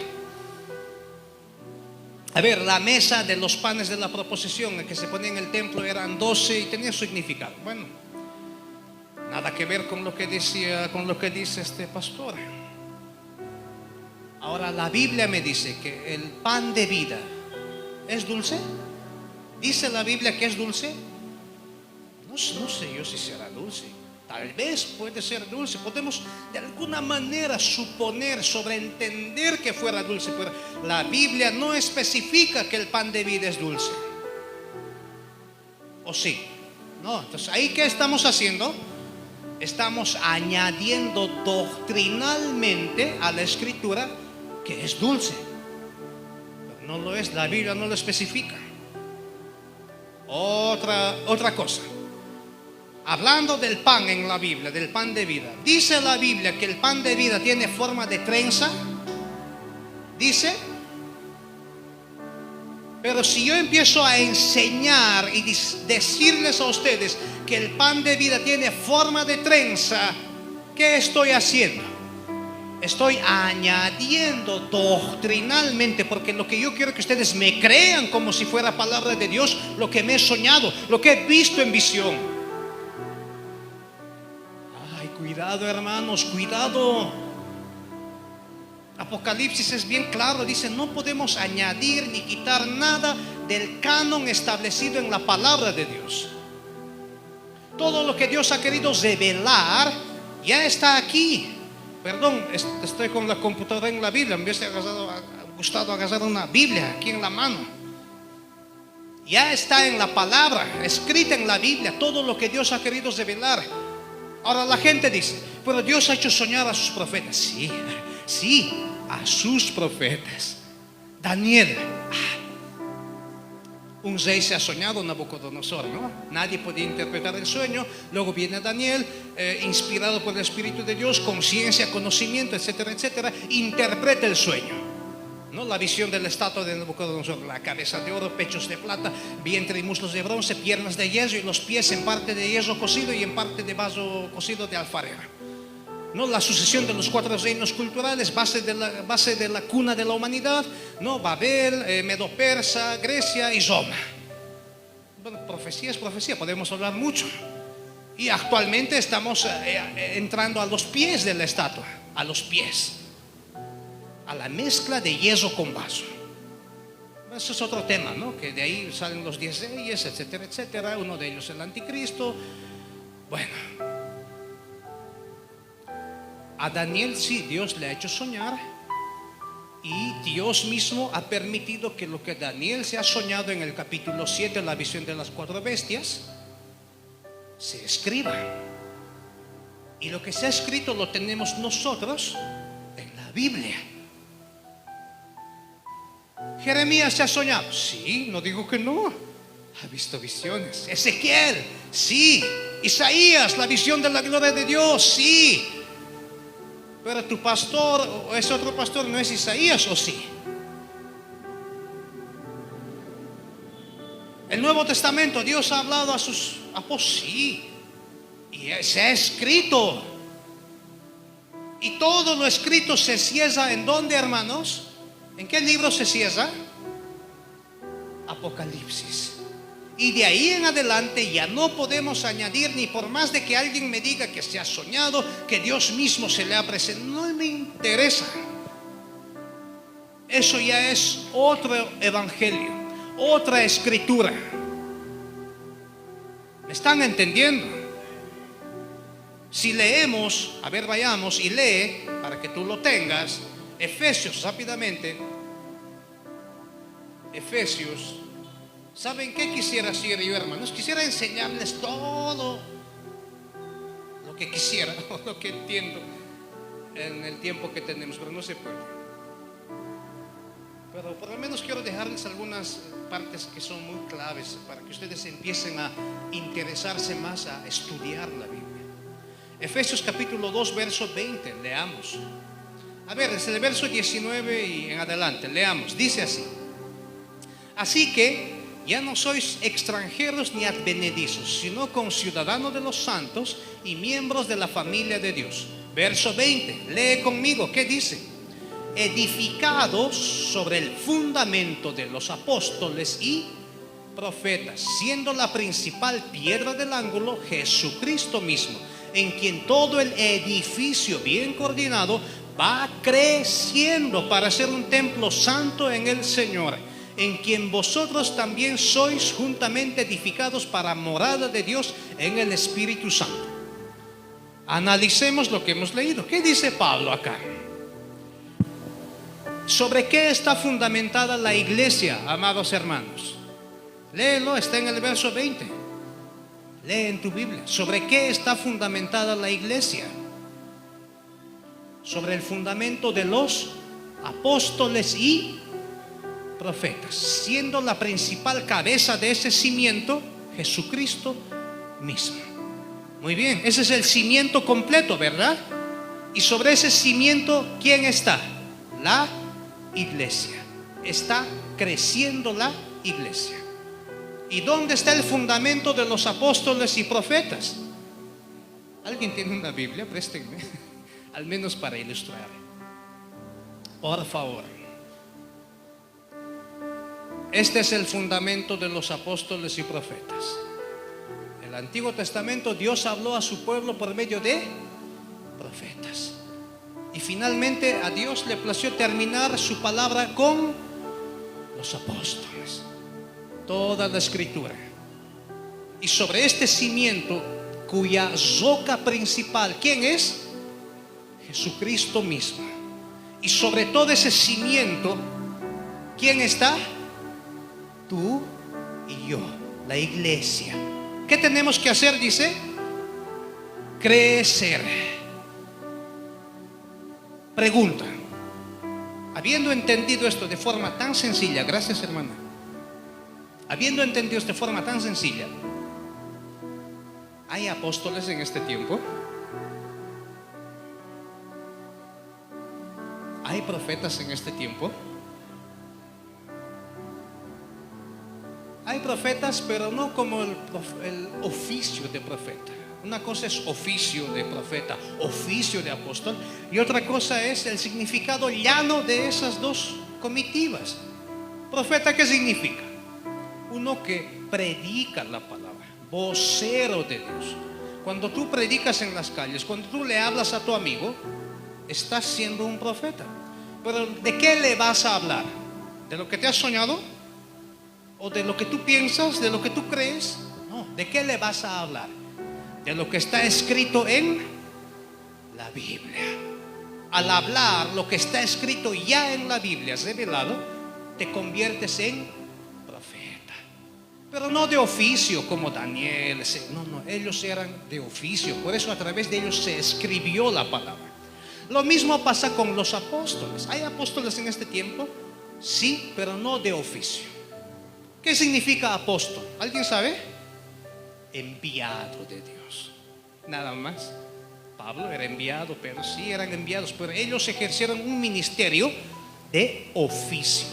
Por eso a través de ellos se fundamentó, se puso el cimiento, como hemos leído, y a algunos de ellos Dios los utilizó para que se escriba su palabra, porque no todos los libros del Nuevo Testamento son apóstoles.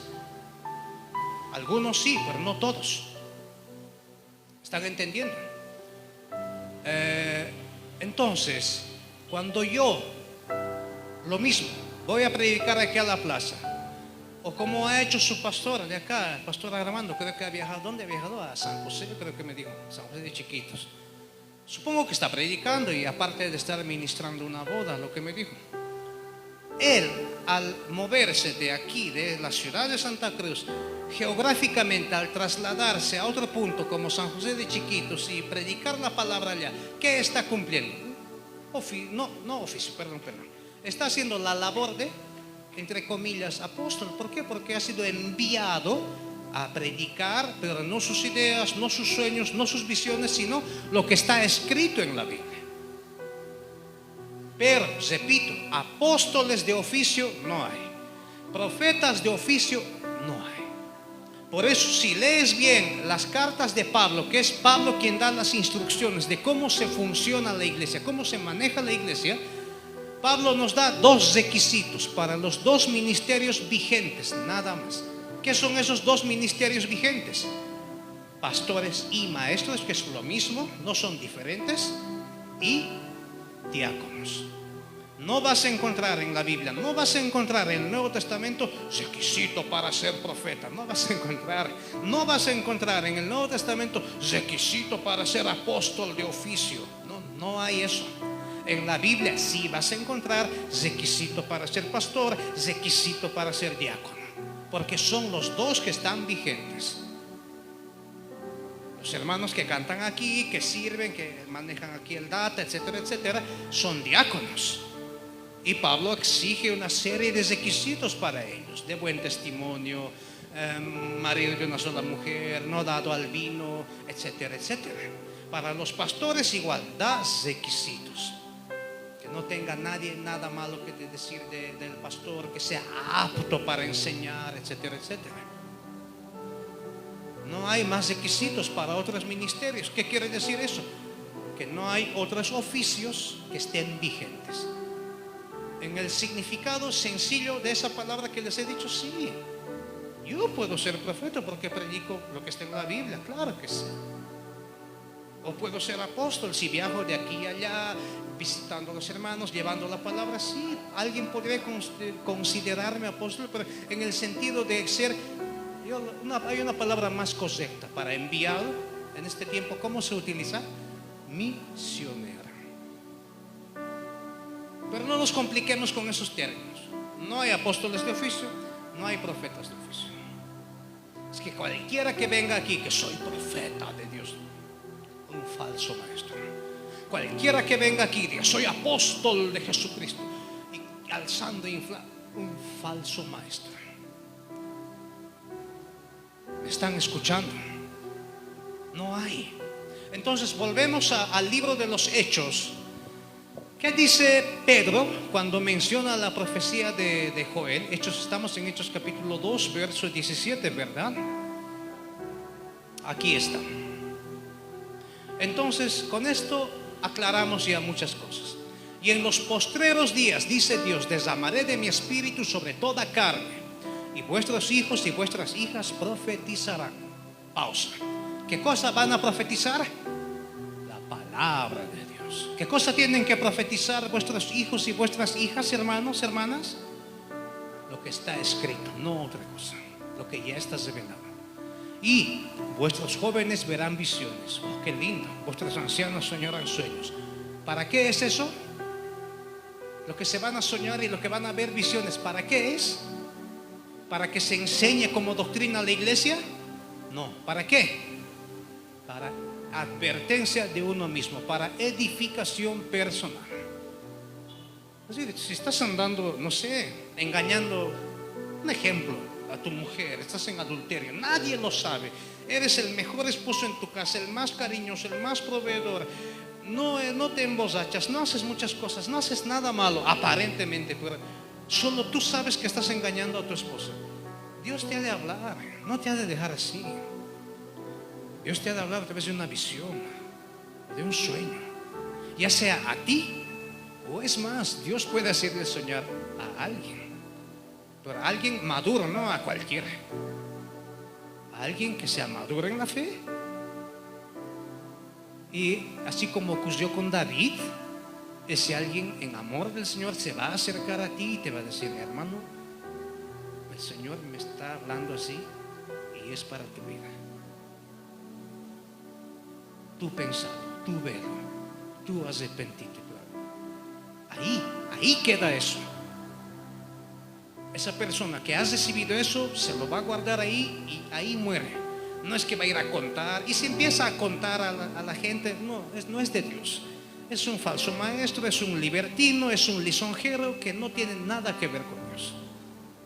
Pero si una persona realmente Dios le muestra algo, una advertencia para alguien, es para alguien personal, edificación personal, entonces queda ahí. Yo me acerco al hermano, le digo: hermano, Dios me ha dicho que estás andando así. No se lo he dicho a nadie, solo a ti. Y aquí va a quedar esto entre tú, yo y Dios, nadie más. No lo voy a decir a nadie más, por temor a Dios. Pero tú arrepiéntete, porque Dios me ha dicho que estás andando así. Ahora, si no estás andando así, amén, gloria a Dios, queda ahí, no pasa nada.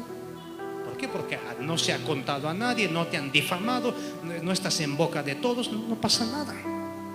Eso es así cuando, repito, una visión es realmente de Dios. Lo mismo pasa con los sueños, lo mismo pasa con las visiones, para edificación personal. Por eso, si es el paréntesis, y luego continúa: y de cierto sobre mis siervos y sobre mis siervas en aquellos días derramaré de mi espíritu y profetizarán. Hay una palabra que utilizamos en teología, se llama contexto. Es muy importante esa palabra. Para que tú entiendas la escritura, tienes que analizar el contexto de lo que estás leyendo. Ahora, ¿qué hemos visto aquí en Hechos 17? A ver, presten atención. Hemos visto que ¿cuántas personas estaban reunidas?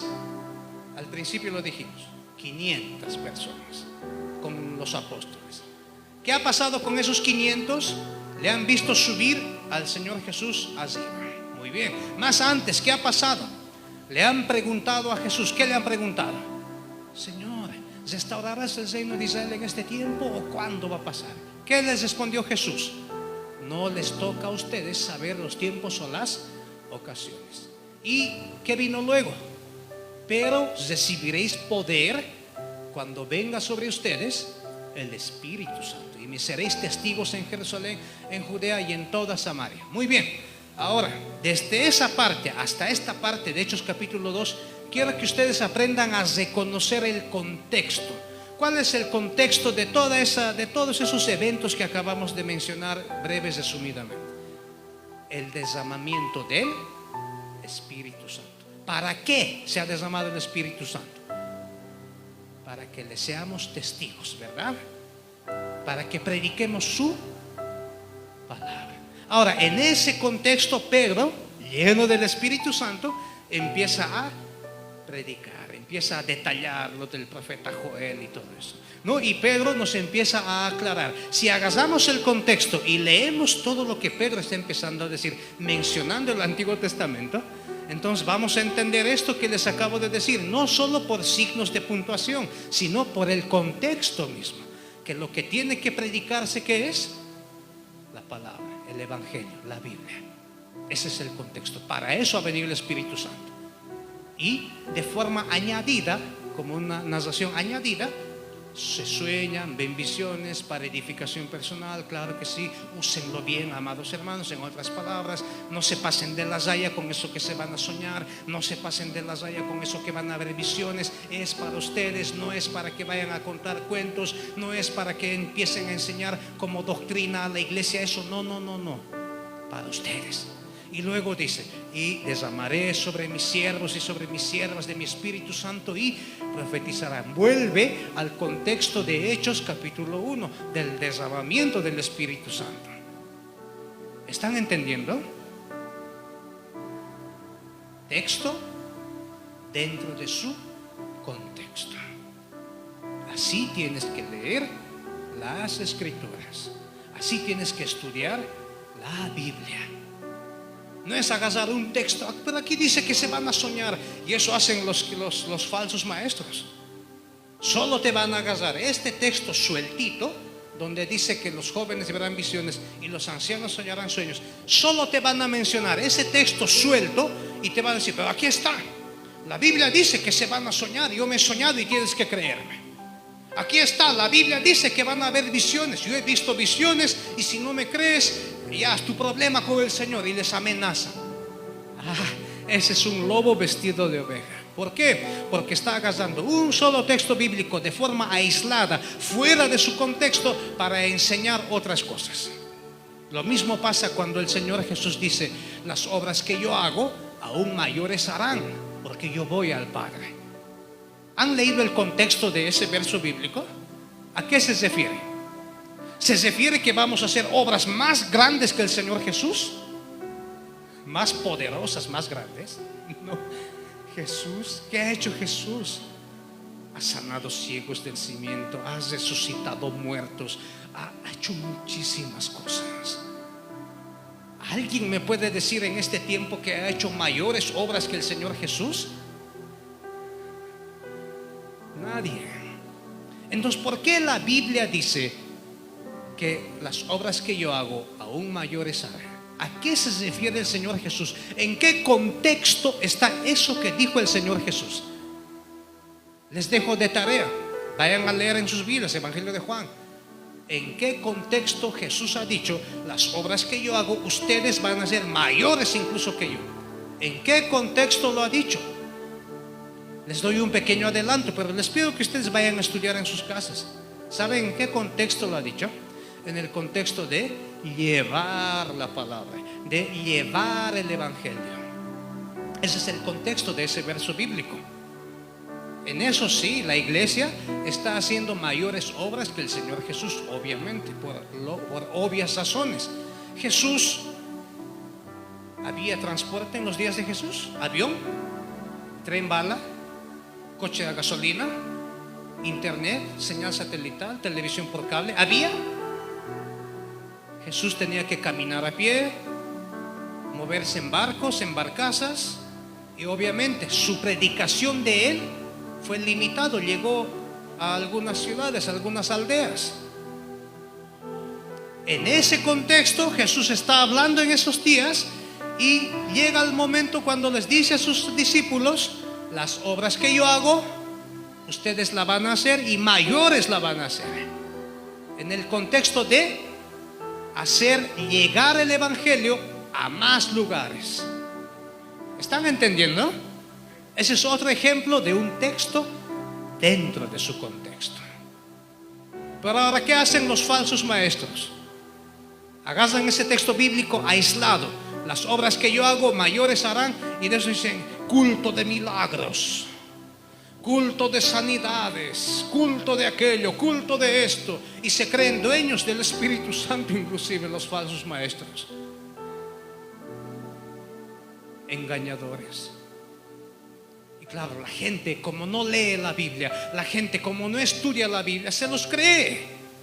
¿Por qué? Porque aparentemente les está mencionando un texto bíblico y dice: debe ser de Dios porque ha leído un texto bíblico, dice la gente. Ha leído un texto y ahí dice: las obras que Jesús hace, nosotros también podemos hacer. Y mi pastor sana.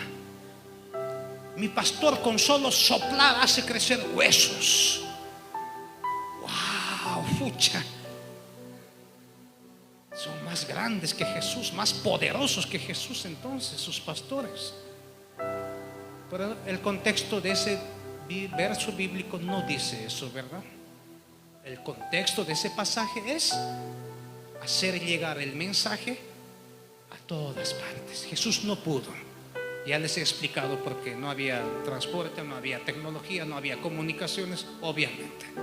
La iglesia tiene esas facilidades, y la iglesia está en el deber de hacer llegar el mensaje hasta lo último de la tierra. ¿Verdad? Ahora se entiende ese verso bíblico. ¿Han entendido? Analicen todos los textos bíblicos dentro de su contexto. Cuando si alguna vez vas a un seminario de teología, te van a decir contexto, contexto y contexto, porque es importante el contexto. Amén. Cuando ustedes vienen aquí y reciben enseñanza, el pastor Armando igual reciben la enseñanza, analicen la enseñanza en su contexto y ayúdenle a su pastora. Dice, pastor, aquí parece que esto que has dicho por medio que no está en el contexto. Y el pastor tiene que ser honesto y estudiar con ustedes. Sí, esto es aquí, muy bien. Repito, los pastores, hermanos, no somos hombres infalibles. Todos estamos sujetos a ser corregidos en amor. Pablo habla a la corrección de los ancianos en amor. No dice que no se puede corregir a los ancianos. No dice Pablo que no se pueda corregir a los pastores. ¿Me están entendiendo? De otra forma estaríamos como en la Iglesia Católica, con la doctrina de la infalibilidad. Hay esa doctrina, entre muchas otras que se han inventado. Por eso al Papa le llaman el vicario de Jesucristo, que como hombre es representante de Dios en la tierra, y todo lo que el Papa habla es infalible, no se puede equivocar, dice la doctrina católica. Por eso se llama la doctrina de la infalibilidad. Pero ahora la Biblia nos enseña de esa doctrina, ¿no? Más bien la doctrina nos enseña a corregir al anciano en amor. Si algún error ves acá, tienes que hacer notar, no con murmuración, no con chisme, no con saña, sino en amor, en edificación. Tenemos ejemplos tantos en la Biblia. Hechos 17, lean. La iglesia de Berea. ¿Qué dice Pablo de los bereanos? Dice Pablo en Hechos 17, si lees, que los de la iglesia de Berea eran más nobles que los que estaban en Tesalónica. ¿Por qué? ¿Por qué, Pablo, estos son más nobles? ¿Qué has visto en ellos, Pablo, para que tú les digas que son más nobles? ¿Por qué? Porque la iglesia de Berea, luego de escuchar el mensaje, regresaban a su casa y volvían a revisar lo que Pablo les había enseñado. Y luego de que confirmaban si realmente eso era verdad, decían, esto está conforme, esto está bien. Y si no, esa palabra en Hechos 17, cuando dice escudriñaban cada día las escrituras, ¿saben qué significa? Viene del griego, si no me equivoco, anacrino con K. Anacrino. ¿Qué significa anacrino? Hacer preguntas, cuestionar, incluso formular hipótesis. Eso significa escudriñaban, del griego anacrino. Entonces, ¿cómo debemos estudiar la palabra? Aparte de revisar el contexto, lo que dice, hacer preguntas, hacernos preguntas del texto bíblico. Señor, ¿qué quiere decir este texto? ¿En qué contexto está? A ver, ¿qué quiere decir esto? Lo que yo les he preguntado ahorita. En los postreros días, dice Dios, derramaré de mi Espíritu Santo. Ahí que he utilizado la palabra griega anacrino. Les he preguntado a ustedes. Entonces, hermanos, ¿desde cuándo vivimos los días finales según este texto? Y la respuesta la han dado ustedes mismos. Aquí dice que los postreros días se la vive desde el momento que se derramó el Espíritu Santo. Desde ese momento vivimos los últimos días. Anacrino. Me he hecho una pregunta y la he dado la respuesta bíblicamente. La iglesia de Berea estudiaba así las escrituras. ¿Están entendiendo? Entonces, en ese sentido, todos ustedes están llamados a edificarse unos a otros, sujetándose al pastor, como dice Hebreos, brindándole honra, como dice Hebreos, en el sentido de respeto, de que ustedes se congreguen, reciban la palabra, sean fieles en ese sentido con el Señor. Y si ven algún posible o pequeño o mediano o grande error, hacerlo notar en amor, preguntando al pastor. Si tienen alguna duda, preguntan al pastor. No vayan a chismear, no chismeen, pregunten a la fuente original. ¿Me están escuchando? Porque si no van a ser diablos. Diablo significa calumniador, chismoso. Porque si solamente vas a decir, he escuchado tal cosa, ha dicho el pastor tal día, pero no le dices a él directamente, no le preguntas en amor directamente y te pones a chismear ahí atrás entre el resto de los hermanos, estás siendo diablo, diabla. Diablo significa eso, calumniador, chismoso. Pablo no dice que seamos eso. Pablo dice que nos edifiquemos los unos a los otros. Por eso les vuelvo a decir, si alguna cosa ven al pastor o que según ustedes que posiblemente se ha equivocado, pregúntenle a él. No murmuren ahí atrás, pregúntenle a él. Salgan de dudas. ¿Están entendiendo? Edifíquense entre ustedes. Me da pena ya no ver hermanos aquí o hermanas. No sé cuándo vine el año pasado, ya no recuerdo. Había otros hermanitos, otras hermanas que estaban cantando, estaban en servicio y no sé, estaban cumpliendo funciones de diáconos, ¿no? Esas son sus funciones. Ustedes son diáconos, ya les dije.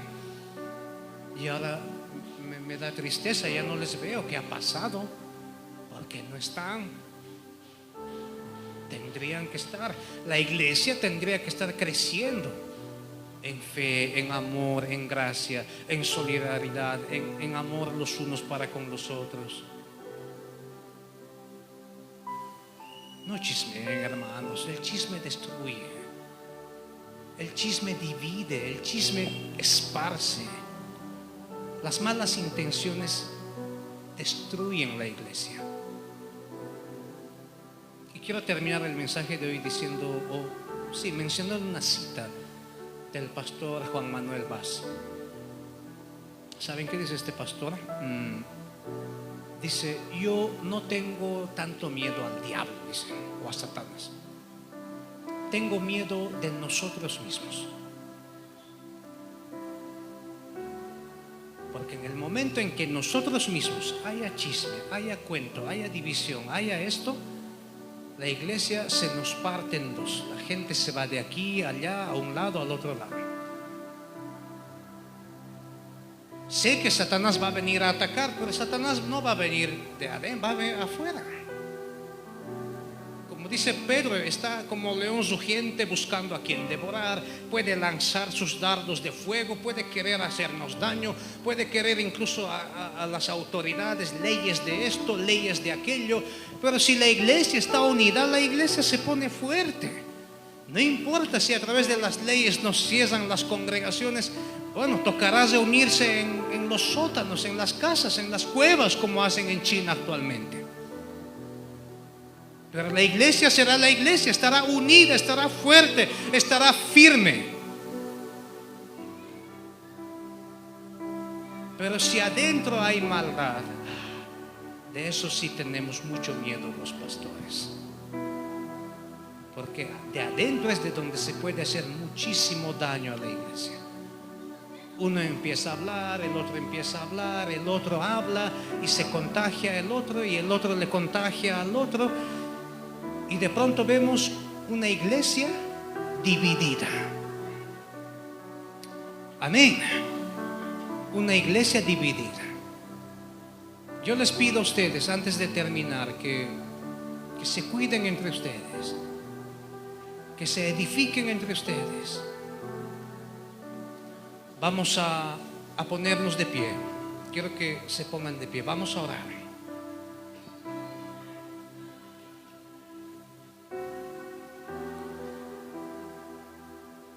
Oremos. Y al orar, hazte la pregunta: ¿puede la gente de afuera decir que eres cristiano? ¿O pasas desapercibido como cristiano, como cristiano? Como el resto del montón. ¿Te diferencias de alguna manera en afuera, en tu trabajo, en tu colegio, en tu universidad, en tu instituto? ¿O pasas desapercibido? Si pasas desapercibido, cuestiónate, hermana, hermano, ¿qué clase de cristianismo estás viviendo? Pero si marcas la diferencia, ya sea por tu forma de vestir, por tu forma de hablar. No te ríes de los chistes que ellos hacen, sino tú eres sabio, callas y haces notar el error. Te van a ver como bichos raros, pero ahí estás marcando diferencia. Se nota que eres cristiano. Oremos al Señor.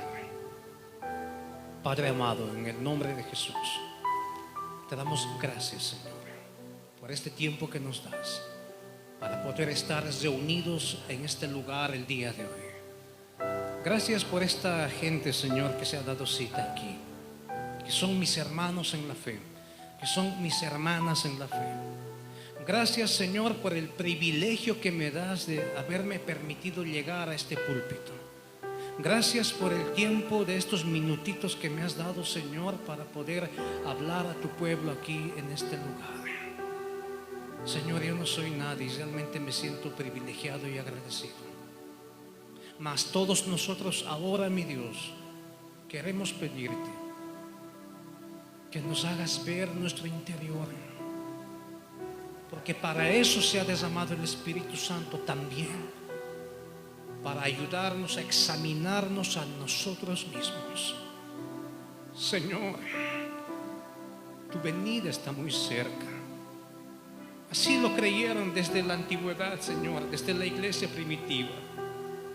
¿Quiénes somos nosotros, Señor, para no creer en tu segunda venida? Creemos en tu segunda venida, esperamos tu segunda venida, anhelamos tu segunda venida. Por ello, Señor, queremos apresurarnos, mi Dios, a examinarnos, a que, como dice tu palabra, a lavar nuestras vestiduras en la sangre del Cordero, Señor.